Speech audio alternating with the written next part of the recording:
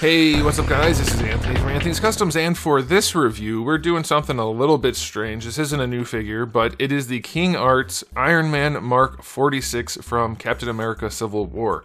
And you're wondering why, and it's because couple reasons. I finally got around to getting this because, one, I think it's a good Iron Man suit design from the movies. It was just before they went to the nano stuff. I don't like the nano stuff.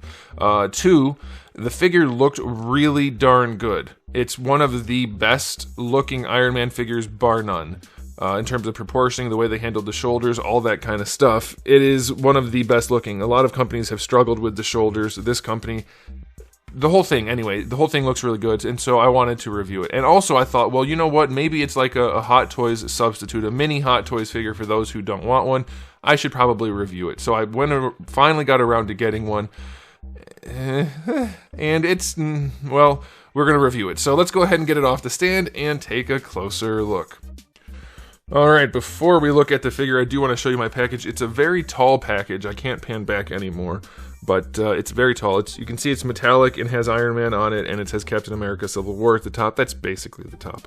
And so it's pretty good. No window or anything, though. Sides don't have much on them, and neither does the back. It's pretty basic. It's there, but that's about it. So let's set that aside. If you're an inbox collector, you hope you like boxes, because there's no figure to see. And now let's talk about this guy. Also, I will note he is in stock at Big Bad Toy Store as of right now, so if for some reason by the end of this review you want one, you'll be able to get one. I suggest you watch the whole review first. I have never told you guys to buy anything that I wouldn't recommend, unless like you're aware of it, and then buy it all you want. That's totally your call. But this might be one of those situations, because there are some problems. But let's go ahead and do the review. He's a 1/9 scale figure. He stands just about 9 3/4 inches tall. That's going to make him just about, we'll call it 25 centimeters. Here he is up against a Marvel Legends Darwin for scale purposes. You'll see how much bigger he is. So it's notably larger, but not Hot Toys size. And that was kind of intriguing to me for somebody who might want to collect a lot more of the Iron Man suits, but he might have limited space or limited funds. I thought maybe this is something you guys might like. Maybe it's something I would like. And so here we are. I do still stand by what I said. This is by far one of the best looking Iron Man figures out of all of them. The way they've handled the shoulder area makes him look so much more like in the movies than most figures. And I'm not saying the Hot Toys ones look bad or anything like that, but even the Hot Toys ones tend to suffer from the same issue of having to connect the arms to the body, unlike the movie, because the movie is CGI and whatnot. But yeah, this guy's gorgeous. The paints on him are awesome. It's really, really nicely detailed. It's really nicely sculpted. It is reasonably accurate. Nothing's ever going to be perfectly accurate, but I think they nailed the look for the most part. As a whole, it's gorgeous. There are areas, though, that are problems. For instance, the battery compartments on his arms are just right there. You can see the screw and everything, which is super weird because all the other ones are hidden. So that's a thing. I don't know why they would do that, and it's a problem for me, and it probably would be a problem for most people. Because these guys, even though he's not Hot Toys pricing, he is expensive. It's like $200 or something like that. Although I think he pops in and out of sale, but still. So yeah, it's a really, really good looking figure. I love the finish. It is gorgeous. It's not that darker purplish red that Bandai tends to use. I think he's gorgeous. I love the way it looks, and if I could stop right there, I would be happy with this figure. However, I can't. We must get into the rest of the review. So, aesthetically, he does light up, by the way. I'm going to count that as a separate thing, not really part of the aesthetic, but it does work well in general, so aesthetically, I'll just count it as a plus. This guy gets a 9 out of 10. Gorgeous. Other than, like, the arm panels, like I said, it's really good. You don't see most of the joints. Even the elbows, but there's a reason for that. I mean, it's the lighting, but also it's not good. Okay, so it looks really good. We established that. Gorgeous figure. If you don't care about anything else, get it. It's gorgeous. But here we go with the problems. First of all, he comes with all of the batteries in the box, and every single one of mine was corroded. So be aware of that. It's not the newest figure, of course, but still, batteries just sitting in the box shouldn't be corroding in this amount of time, I don't think. So be aware of that. Also be aware that it takes forever to install all the batteries. Just a side note. Okay, but then as far as accessories go, he comes with 2 hands that are fully articulated, and they work really nicely. I have no problem with these hands. At this scale, they are good, and they do still have the light up feature in the hand. The light comes from the wrist, and it works fine. He also comes with 6 other hands, fist hands, open hands, and then repulsor blast hands, and they all have the light up feature, and they are just sculpted that way. Unfortunately, those 6 hands are perpetually sticky, and the paint comes off. Every time I handle them, I get red paint on my hand, so I don't like that. That's obviously not acceptable. They are useless because of that. They technically look okay, so if you don't mind getting sticky and putting the hands on and then never touching them again, I guess you could technically do that.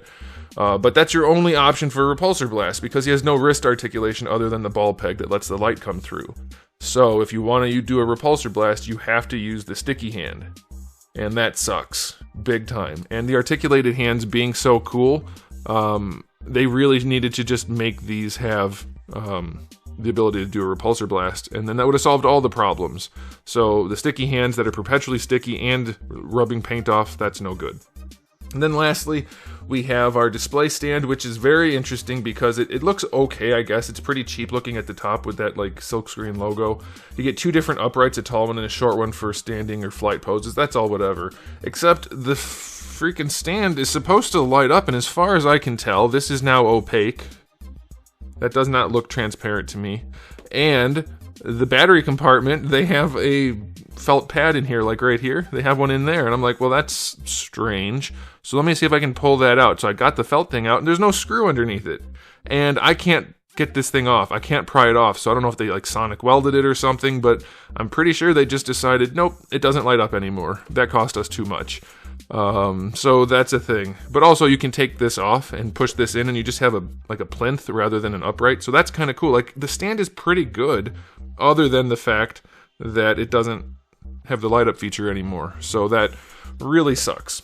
Okay, so accessory wise, 0 out of 10. I don't want a bunch of sticky hands in a base that doesn't light up, even though it looks like it should. Otherwise, it looks kind of crappy, even though it's a good idea and concept. But the articulated hands are great, but they're not enough to make up for the problems. Alright, so let's talk about the articulation, because this is also one of the problems for this guy, and I will show you the lights as best I can at the end. They're actually surprisingly good, if the batteries haven't exploded inside of his body at this point. Okay, so articulation on this guy. It is incredibly limited, and that's because of the light up features, but... Okay, so he can look up, and that's fine, I guess. His head is pretty hollow, doesn't look good, like it's completely hollow. I can get my finger in there. But he can look up, that's okay. Alright, I couldn't get it to snap back down, but now I have. So it snaps, it lifts up. It has like a slip joint sort of thing. Okay. Alright, well, maybe it's not supposed to, I don't know. Okay, so the other thing I was going to mention about this figure is the quality control. It does look like it's supposed to be a slip joint in there for the neck. But... getting it to work is really unfortunate.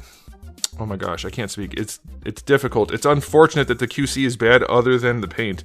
So when it's down, it has very limited range. The head has very limited range, as you would expect for an Iron Man figure. I don't mind. The neck is also on a ball peg, so it can do basic standing Iron Man poses, but if you slip the head up, there we go, without knocking it off, it has much better range. But it does get kind of goofy looking because it's a little bit tall, so unless you're leaning him forward and positioning it just right, it's going to be too tall. So just be aware of that. It does give him extra range, but you want it... come on. You want it down lower, and that'll make it look much, much better. But yeah, it does get more limited range. So yeah, as I was saying, the QC... not really where you want it to be, and I'll show you a few examples of it, but this isn't one of them. I don't mind this. It's kind of a weird joint where it has like a hinge and a spring, so it just floats around, and that allows you to raise the arms up nicely. It works really well. It keeps the shoulder in place, and it looks pretty darn good doing it, so I'm very happy with that design. As you move the shoulder around, you can get this piece to go wherever you want it to go to hide the joint as best as possible. But it also has that slip joint. That's the problem. This part on the outside looks good, but that slip joint becomes quite annoying. You have to fight with it to get it back in, and sometimes it pops out on its own. So it's just a really weird situation. It's just a ball peg that lets the arm move around, but when you pop it out, you get way more range, but it's too loose, and it doesn't want to go back in. So it's just kind of like you're constantly fighting with this figure to make it look good in any sort of pose. And that butterfly joint doesn't help a ton, and once you use it, this part, it doesn't hide the joint anymore. So for me, it's like leave the slip joint in there. Oh, come on. And I feel like I'm going to scratch the thing every time I'm fighting with it. So I would just leave the slip joint in there and accept the limited range. But like, they have good ideas, but then they just don't execute them that well, it seems. Also, this, you probably noticed, can come off. That's just a gimmick. It serves no purpose other than you can take it off if you want to. Alright, so you have your butterfly or your bicep swivel in there. It doesn't have great range. It can't go out at all. It only can go in. And the shoulder pad is obviously not moving with the arm, so it's going to get weird as soon as you rotate it. Now for the elbow. You're like, what the heck? Is that soft? No, that's hard plastic. Because the lights go up in there, and they needed to not have much range. So it is technically a double jointed elbow, but you only get 90 degrees. It is good looking, but only 90 degrees. Very, very limited range. And then for the wrist, it is just a ball peg that lets the light come through. Just a little bit of light. Now this piece rotates and has the hinge on it, so you can use the repulsor blast hand and move it around with your poses, but it doesn't serve any purpose for this hand. You cannot repulsor blast with this hand because that's as high up as you can go. Right there. It's pretty limited. Now the fingers are great. Love the fingers. They're hinged where you'd expect them to be. Ball pegs, the whole deal. That's the way you want to do articulated fingers. They're very, very nicely done. But not being able to repulsor blast with the only hands that aren't sticky and with the posable hands, that kind of sucks. Get that arm back in there. Okay. Alright, for the torso. Again, more lighting and stuff going on in here. So you can lift it up right here to give him a little bit better range. But that's it still. And it's floppy. It's super floppy. So the QC in the articulation is just not good. I would not use that because what's the point? Just leave it down, make it look good. You can pose them a little bit, up here, but not really. It's mostly just floppy and awkward. So his torso is basically worthless. Alright, let's put that there. For the lower torso, unless there's another slip joint that I can't find in there, it just doesn't barely move at all. For the hips, this whole piece is a floating piece, which I don't mind. You can't even tell it's there. I mean, you can't tell that it's a separate piece. The sculpt is really nice. So that might allow the hips to move. Let's see. Going out to the side, that's still as far as they can go. Which is probably fine, but I mean, it's very limited. Alright, and then going forward, it's not bad. You get like a drop down and the hip can come forward and you can try to get him in some poses. But as you've already noticed, he's not super articulated everywhere else. So having these drop down hips, what for? Like, you're not putting him into a superhero landing pose or anything like that. You're going to basically put him in a hero pose. He can go back a little bit. I don't know that. Why did they bother with drop down hips? It's just weird. And they're not even good. Like, look how wide his pelvis, his peeper area is. It's just not one for posing, guys. That's all there is to it, really. So you do get a thigh swivel at the ball and then a little bit right here, but basically nothing. Alright, for the knees, that's it. It's an ugly knee with very limited range. Bad design. I mean, as far as articulation goes, they do look great when you're not posing them, but just really, really limited design. And then for the ankles, this piece moves and this piece can move. Or is this piece just flex? No, it's supposed to move. I guess I'll show you on this foot. Alright, so that piece moves, this piece can move, and this piece can move.